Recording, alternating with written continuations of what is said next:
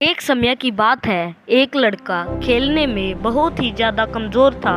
वह जो भी खेल खेलता उसमें उसे हार ही मिलती। उसके दोस्त भी उसका मजाक उड़ाने लगे थे।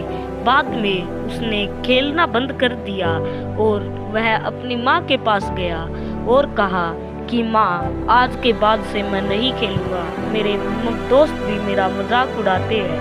उसकी माँ उसे हौसला देने के लिए एक कहानी सुनाती है कि एक समय एक राज्य में एक पराक्रमी राजा राज करता था।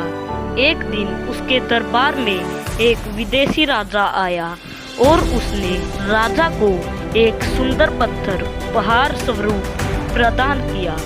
राजा वह पत्थर देखकर बहुत प्रसन्न हुआ। उसने उस पत्थर से भगवान विष्णु की प्रतिमा का निर्माण कर उसे राज्य के मंदिर में स्थापित करने का निर्णय लिया और प्रतिमा निर्माण का कार्य राज्य के महामंत्री को सौंप दिया।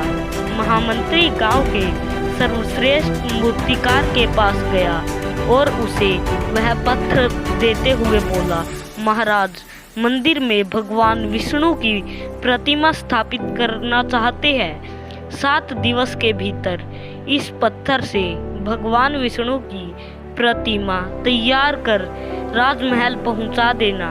इसके लिए तुम्हें 40 स्वर्ण मुद्राएं दी जाएगी। 40 स्वर्ण मुद्राओं की बात सुनकर मूर्तिकार खुश हो गया और महामंत्री के जाने के बाद प्रतिमा का निर्माण कार्य प्रारंभ करने के उद्देश्य से अपने औजार निकाल लिए। अपने औजारों में से उसने एक हथौड़ा लिया और पत्थर तोड़ने के लिए उस पर हथौड़े से वार करने लगा, किंतु पत्थर जस का तस रहा। मूर्तिकार ने हथौड़े के कई प्रहार पत्थर पर किए, किंतु पत्थर नहीं टूटा। 50 प्रयास करने के उपरांत मूर्तिकार ने अंतिम बार प्रयास करने के उद्देश्य से हथौड़ा तो उठाया, किंतु यह सोचकर हथौड़े पर प्रहार करने के पूर्व ही उसने हाथ खींच लिया कि जब 50 बार वार करने से यह पत्थर नहीं टूटा तो अब क्या टूटेगा। वह पत्थर लेकर वापस महामंत्री के पास गया और उसे यह कह वापस कर आया कि इस पत्थर को तोड़ना नामुमकिन है, इसलिए इससे भगवान विष्णु की प्रतिमा नहीं बन सकती। महामंत्री को राजा का आदेश हर स्थिति में पूर्ण करना था, इसलिए उसने भगवान विष्णु की प्रतिमा निर्मित करने का कार्य गांव के एक साधारण से मूर्तिकार को सौंपा।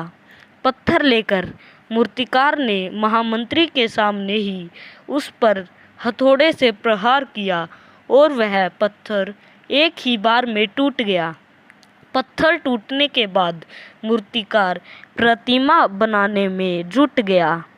इधर महामंत्री सोचने लगा कि काश पहले मूर्तिकार ने एक अंतिम प्रयास और किया होता तो सफल हो गया होता और वह 40 स्वर्ण मुद्राओं का हकदार होता।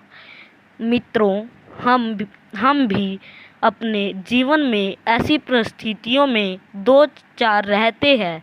कई बार किसी कार्य को करने से पूर्व या किसी समस्या के सामने आने पर उसका निराकरण करने से पूर्व ही हमारा आत्मविश्वास डगमगा जाता है और हम प्रयास किए बिना ही हार मान लेते हैं। कई बार हम 1-2 प्रयास में असफलता मिलने पर आगे प्रयास करना छोड़ देते हैं, जबकि हो सकता है कि कुछ प्रयास और करने पर कार्य पूर्ण हो जाता या समस्या का समाधान हो जाता। यदि जीवन में सफलता प्राप्त करनी है तो बार बार असफल होने पर भी तब तक प्रयास करना नहीं छोड़ना चाहिए जब